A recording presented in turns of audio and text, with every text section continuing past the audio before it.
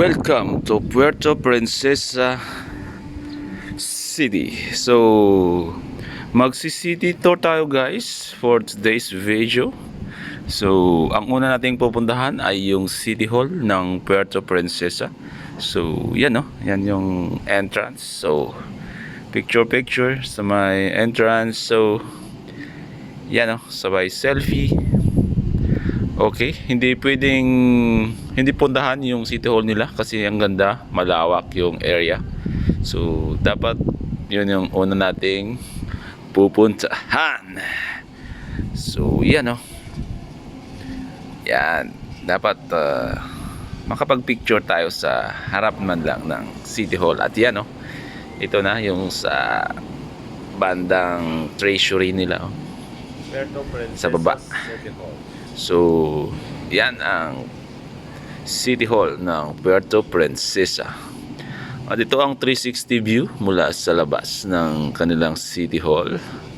So, paikutan natin ng video. So, go! Yan o. Diba? Ang lawak yung City Hall nila. Yan yung parking area nila. Tapos may bago silang building na ginagawa. Yan SB building daw yun, pero parang gym ang laki. So yan yung City Hall guys. So ang susunod na pupuntahan natin ay yung circle, parang Memorial Circle sa Quezon City, parang ganun. May circle sila, malapit lang din sa City Hall. So yan oh, ito papuntang sa Balayong Park na ongoing na dinedevelop na park. So ito yung malapit doon. So ang ganda, di ba guys?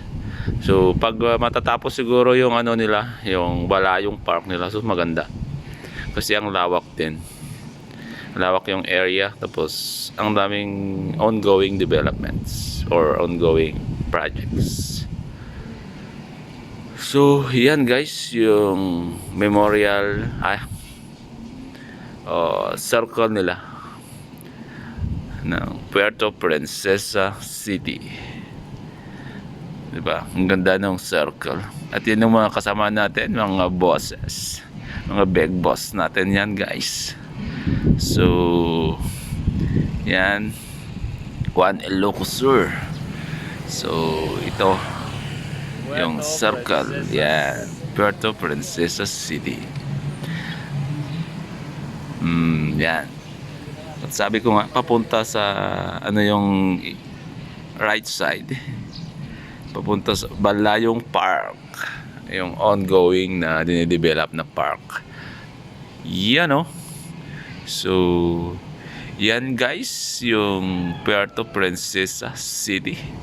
At ang dami nyong pwedeng puntahan dito sa city na to. So magkakalapit lang, pwede kang pumunta sa Butterfly, sa Baker's Hill, Crocodile Farm, etc. So pwede mong gawin in one day yung city tour guys. So at yung iba nating pinuntahan guys,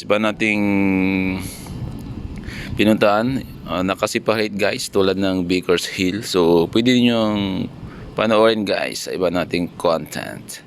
At yun oh, salamat and God bless.